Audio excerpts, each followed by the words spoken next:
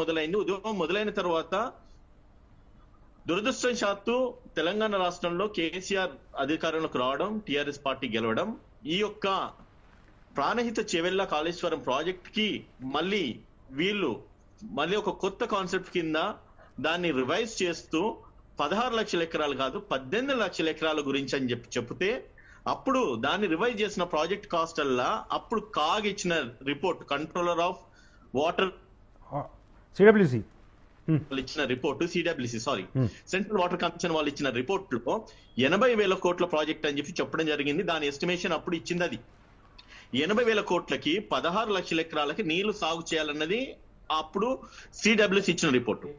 దీన్ని ఇంప్లిమెంట్ చేస్తూ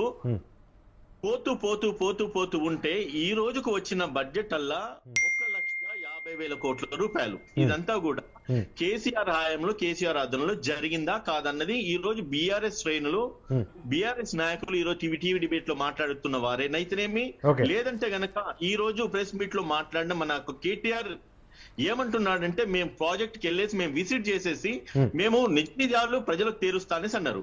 వాళ్ళు ఈ రోజు నిజ నిజాలు ప్రజలకు తీర్చాల్సిన అవసరం లేదు.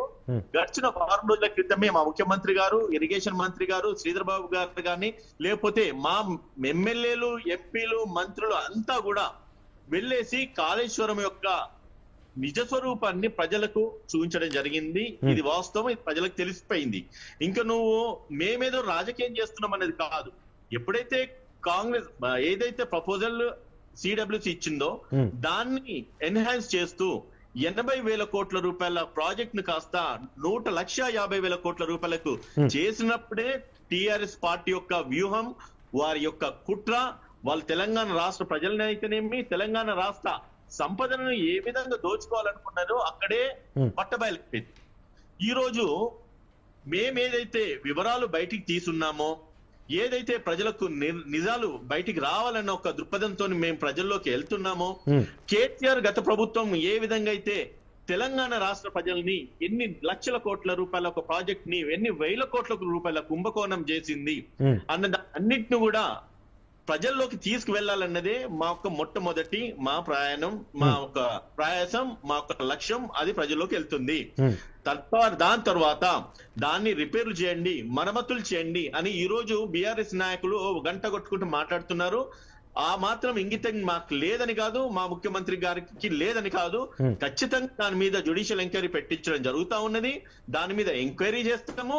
అదే విధంగా మీరు చూపించుతున్న ఈ సవితి తల్లి ప్రేమలు ఈ మాత్రం ఇప్పటితోని ముగించుకొని, మాకు తెలుసు తెలంగాణ రాష్ట్ర ప్రజలకు ఏ విధంగా నీరు చెందాలో, లేదంటే తెలంగాణ రాష్ట్రాలకి సాగునీరు గాని తాగునీరు గాని ఏ విధంగా అందచేయాలో. ఇది కేసీఆర్ స్వప్నం కాదు, కేసీఆర్ తీసుకొచ్చిన ప్రాజెక్ట్ కాదు. గతాన్ని ఒకసారి చరిత్రలోకి వెళ్ళి చూస్తే, వాస్తవాలు ఆలోచిస్తే ఈ స్వప్నం గత కాంగ్రెస్ పార్టీ ప్రభుత్వంది. రాజశేఖర్ రెడ్డి గారు ఇంప్లిమెంట్ చేసిన ఈ యొక్క స్కీము, ఈ యొక్క కాళేశ్వరం ప్రాణహిత చెవెళ్ళ ప్రాజెక్టు, దీన్ని దుర్మార్గంగా వాళ్ళు కాంట్రాక్టర్లతో చేతి కలిపి వాళ్ళతో కుమ్ముక్కైన తర్వాత ఆ ఒక బిల్లులు పెంచిందే కాక వాళ్ళ యొక్క కన్స్ట్రక్షన్స్ ఏ విధంగా ఉన్నాయి, వాటి యొక్క లోటుపాట్లు ఏవైతున్నాయి అన్ని కూడా బట్టబయలు చేసినారు. ఈ రోజు ఈ ఇష్యూ కూడా గత అంటే 2023 అక్టోబర్ 21 తారీఖు నాడు గమనించడం జరిగింది. అప్పటి నుంచి డిసెంబర్ 3 తారీఖు దాకా కూడా బీఆర్ఎస్ పార్టీ అధికారంలోకి ఉంది. అధికారంలో ఉన్న పార్టీ ఏ రోజు కూడా వీటి గురించి మాట్లాడలేదు, వీటి గురించి బయటికి తీయలేదు. ఎందుకని ఈ రోజు ప్రశ్నిస్తా ఉన్నాము. ఎందుకంటే ఎన్నికలు వచ్చినాయి కాబట్టి, ఒకవేళ బయటికి తీస్తే వాళ్ళ పరువు పోతుంది కాబట్టి దాన్ని దాచినారు. అదృష్టం శాత్తు ప్రభుత్వాలు మారాల్సిన అవసరం ఉన్నది. టిఆర్ఎస్ కర్మ అట్లా గాలి ఆ విషయం బయటకు వచ్చింది. ఈ రోజు ఎలక్షన్ల తీర్పు రూపకంగా ఈ రోజు వాళ్ళు ఇచ్చిన నిర్ణయం ఇది. సో వాళ్ళ నిర్ణయం స్వాగతించాల్సిన అవసరం ఉన్నది. వీరు ఏదైతే కుంభకోణం చేసిందో, ఏవైతే అవకతవకలు జరిగినాయో దీని మీద జ్యుడిషియల్ ఎంక్వైరీ పెట్టిస్తున్నారు.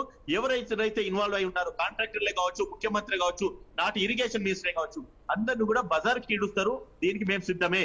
ఈ రోజు కేటీఆర్ మాట్లాడుతున్న మాట, ఆనాడు ముఖ్యమంత్రి రేవంత్ రెడ్డి గారు కాళేశ్వరం విజిట్ చేయడానికి వెళ్ళేటప్పుడు వాళ్ళని ఇన్వైట్ చేయడం జరిగింది, వాళ్ళని రమ్మని అడగడం జరిగింది. దాని మీద కూడా బీఆర్ఎస్ పార్టీ ఎక్కడ కూడా స్పందించలేదు, ఎక్కడ కూడా మాట్లాడలేదు. ఆ విషయం గమనించాల్సిన అవసరం ఉంది.